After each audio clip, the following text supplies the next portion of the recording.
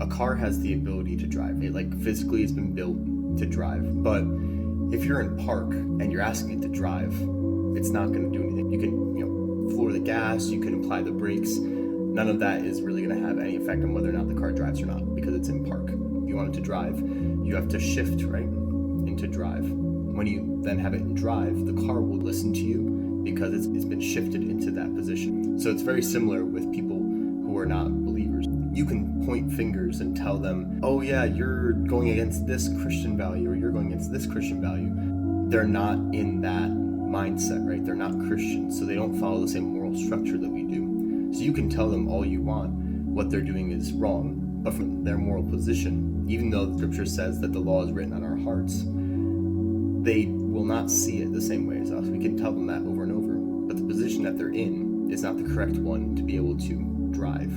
They're in park, and so there has to be a shift in themselves that will then create action, right, when you give them that correction. It's very important the way that we interact with people who are non-believers when it comes to that correction, because like I said, if their point of view on morality is different than ours, they're going to see it as judgmental. And so it's very important how you go about doing that, and even if you should go about doing that. A lot of times when you have correction, it's seen more as from a place of love if you have some sort of connection with the person. If you go up to some random person on the sidewalk and you're pointing at them saying, you're doing this, that's not going to come across as loving. It's going to be condemning or judging, because you don't know that person.